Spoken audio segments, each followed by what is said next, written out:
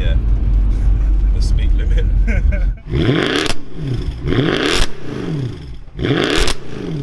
Hello and welcome to Benjafield and Baker, and look what is back. So the M5 has been in hibernation for a couple of months now. It needed loads of new parts, but we're back out on the road.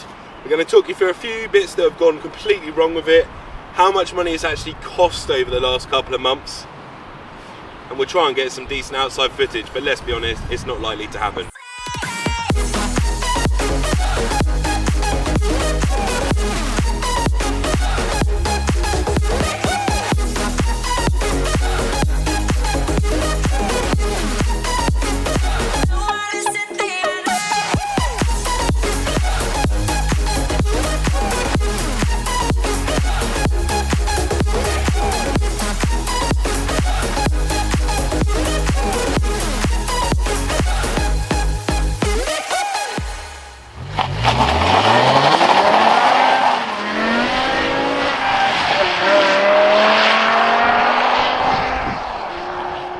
Today, what I wanted to do is a bit of an update on how much this thing is actually costing to run. Now, they're not that expensive to buy. You can buy them for around about sort of the 10 grand mark upwards to, well, close to 20 grand for like a really immaculate one. Even the E60 M5 estates are coming down in price today, and we've seen one this week for 15 grand, and they were sitting at about 25k for a very long time. So, running costs then. This was off the road over Christmas, well, I don't know, probably for about 4 months. And since it's been back on the road, it's needed a new throttle actuator, which is something to do with the throttle. I don't really understand it. I'm not even going to pretend like I know. And then after that was done, the clutch started slipping terribly. So that's been replaced at the nice sum of 1,500 quid. I think if you go to BMW, it will cost you even more than that. We managed to get a little bit of a deal for it costing 1,500 quid, but I say I didn't pay a penny towards it because it's not my car, but you know, I'm still involved in the process of trying to get it sorted. What else? New tyres. You can probably get two for like 2 absolute budget spec ones for really cheap, sort of less than 150 quid for 2, and then you can end up spending like £400 plus per tyre if you get a decent brand. So all of that just to keep it on the road, you're looking at almost, what, 2.5, 3 grand? Yeah, about 2.5 grand I've spent in the last 4 months. Yeah, so like in 4 months, 2.5 grand. It might not sound like that much with basically a supercar like kind of running cost, but like I said, if you're buying the car for 10k, then you have to do another 2k on it, that's soon 12k, and then it just starts going up and up and up. Now, since having the clutch redone, we've discovered that there's some kind of diff issue, or maybe even an SMG pump issue, because when you change gear, it really sort of hits you in the back. I'll try to... No, they didn't really show it then, but yeah, you can really sort of notice it when it's in M mode and everything's in manual. Doesn't really stand out so much in auto, but it does sort of start to make you a little bit nervous. If you've seen our 5 things we hate about the E60 M5, then you'll know that it's not exactly the best car for somebody who suffers with a bit of car paranoia, because God only knows what's going to happen next, and well, the repairs really... So before we get on to the exhaust part of this video, I did a little bit of research on the throttle actuator and what it actually does, and plain and simple, it just replaces the throttle cable. It's that simple. There's 2 ways of repairing it when it inevitably breaks on your M5. BMW wants £750 each for the parts, and there's 2 of them. So we decided it'd be a smart move just to get the unit rebuilt. Now, a big shout out goes to Jamie from rebuild.org.uk, and these guys managed to rebuild for 350 quid per unit, so it's £700 all in. The parts are guaranteed, they've got a decent warranty on them, and these guys are adamant they're the best in the business. They then told us that the car was running at 80% throttle, so we were losing a whole bunch of power, and when that was back up to 100%, that could have been the cause for the clutch going, which could have also been the problem with the diff or whatever it is back there. Who knows? If you've got any idea what that clunking noise between gears could be, leave it in the comments below and let us know. Now, onto the exhaust part.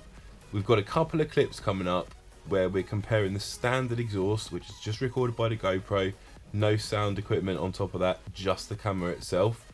And then we've got some new stuff with the new pipe, and we're going to explain what we've done to it. Stay tuned.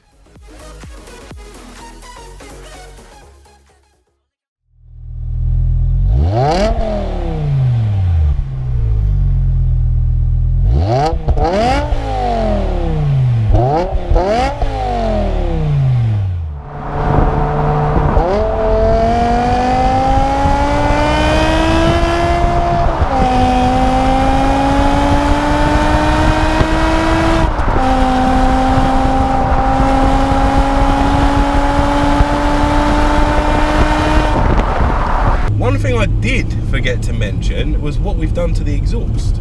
So I should probably go through that now. So what we've done is we split the back boxes open and pulled all of the wadding out of the exhaust. So it's got a lot more sort of tone to it now. You get a lot more rasp. It's still really quiet inside the car, surprisingly. Well, actually, it's not surprisingly. These cars are designed to be really comfortable, luxurious, and quiet. But when you're outside, as you may have seen in the clip already, and if I haven't put it up yet, I'll probably drop it in at this point. It's just, well, it's a bit of a beast, really.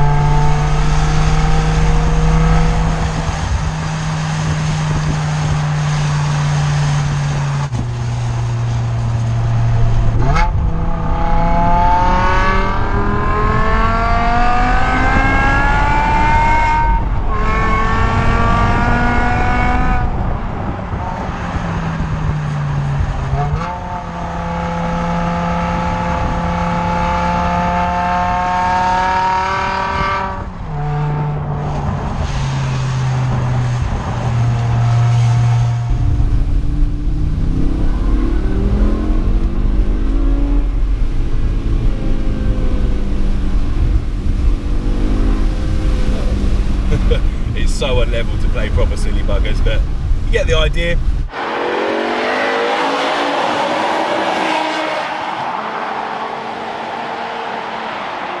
Hope you guys have enjoyed this short little video.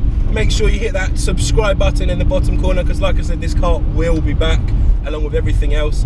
This year filming so far has been an absolute disaster, but that's the price you pay from borrowing cars off your friends and not buying your own. So thanks for watching, hit subscribe, and I'll see you soon.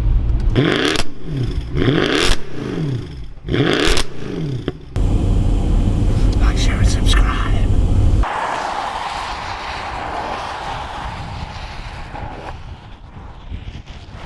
That is literally how shit the weather is on. Soaking wet. And Lynchy is miles over the mountain. Oh, look, I'm soaked. The camera's soaking wet. And it's freezing cold.